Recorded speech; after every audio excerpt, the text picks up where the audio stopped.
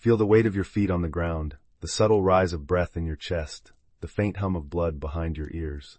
Here you are, alive in this body, yet already drifting into the story of who you think you must be. Notice how the mind races to name itself before the inhale finishes: successful, wounded, wise, afraid. That flicker is the first veil, thin as morning mist, yet it shapes every step you take. In this moment, pause inside the pause. Sense the paradox of presence wearing a mask it believes is skin. A child stands barefoot on cracked summer pavement, clutching a melting ice cream cone. The sweetness drips onto small fingers while neighborhood laughter rings like bells. Inside the chest, a silent vow forms. Never again will I be the one left out. The sun burns the vow into memory.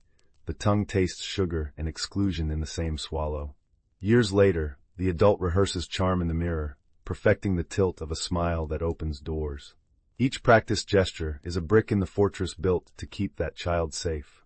The fortress looks like confidence, sounds like wit, yet its mortar is fear of sticky loneliness. You know this architecture, you live inside it. The body keeps its own quiet ledger. Shoulders tighten before boardroom battles, jaw clenches during polite dinners, stomach knots when silence falls in conversation. These are not random aches. They are emissaries from the unpaid debt of performance. At night, dreams replay the childhood playground in surreal colors. Classmates morph into colleagues. The ice cream cone becomes a contract, the laughter a verdict. You wake with residue of shame on the tongue, though no one saw the dream. The constructed self demands constant feeding, approval, achievement, applause.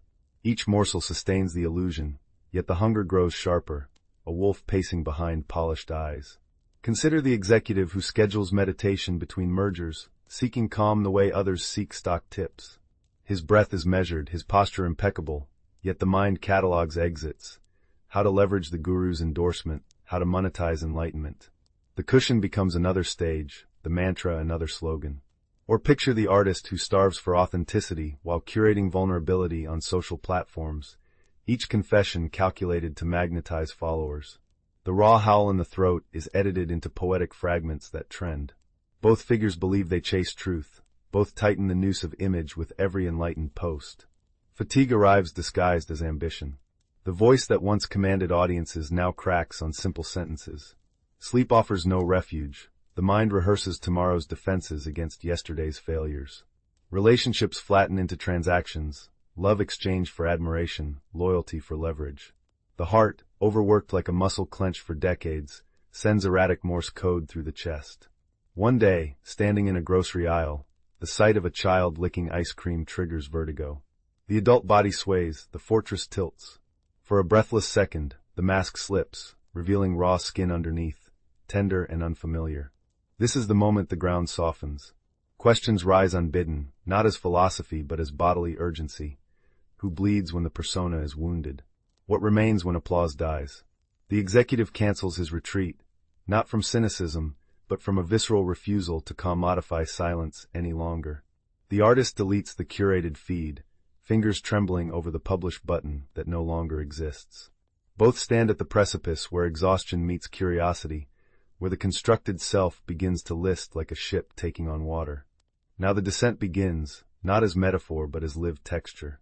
The executive drives past midnight, windows down, city lights smearing into comet tails. A rage he cannot name erupts at a red light. Fists pound the steering wheel, tears salt the leather seats. The rage is not about traffic. It is the accumulated fury of every suppressed no, every smile that swallowed truth. The artist, alone in the studio, hurls paint at canvas until the floor drips crimson and gold. The splatter maps greed, the greed to be seen, to be immortal, to devour every gaze. Shame follows, viscous and ancient, pooling in the belly like spilled ink. These forces are not villains. They are disowned children banging on the door. The rage once protected the boy mocked for tears. The greed once secured the girl starved for attention. Shame was the first teacher of hiding. To meet them is to enter the basement of the fortress, flashlight trembling, dust motes dancing like disturbed memories. The executive finds photographs of a younger self, gap-toothed, unguarded, tucked in a box labeled miscellaneous. The artist discovers childhood drawings where monsters wore the faces of parents. Touching these artifacts, the adult body shudders, something vast exhales.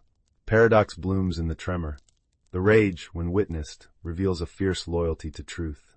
The greed, when held, transmutes into passion to create.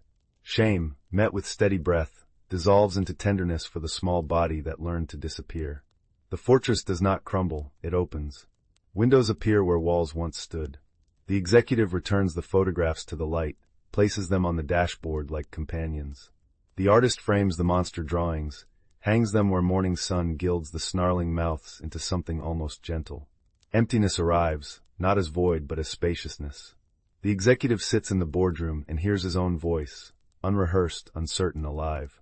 Colleagues lean forward, surprised by the absence of performance. The artist posts a single unfiltered sketch. Likes trickle in, but the heartbeat no longer syncs to notifications. Both discover that presence has its own gravity, drawing connection without choreography. The body, released from vigilance, moves with unfamiliar ease. Shoulders drop, breath lengthens, eyes soften. Integration is not a destination, but a rhythm. Some mornings the mask slides back on, seamless as breath. The difference now is recognition. The mask is weather, not architecture. When the executive feels the old clench in the jaw, he places a hand there, curious rather than corrective. When the artist senses the itch to curate, she steps outside, lets wind rearrange her hair into honest chaos. The shadow remains rage, greed, shame, but they are no longer exiles. They sit at the table, occasionally loud, always instructive. You, listening with the residue of ice cream still ghosting your memory, feel the shift in your own chest. The fortress you built from playground vows is not your enemy. It is a loyal servant grown weary.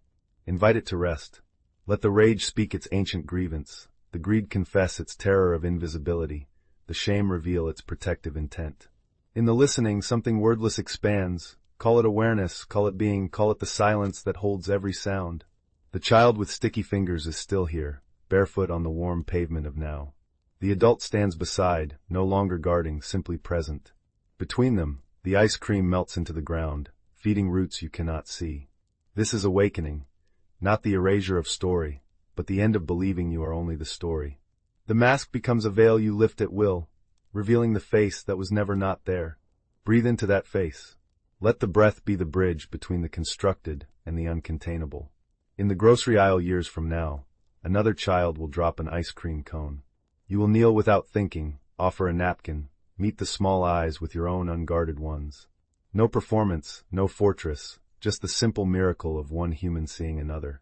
The melted sweetness will stain the floor like a temporary tattoo, reminding both of you that everything passes, everything feeds what comes next. This is integration, the shadow welcomed, the ego translucent, the awakening ordinary as pavement, vast as sky.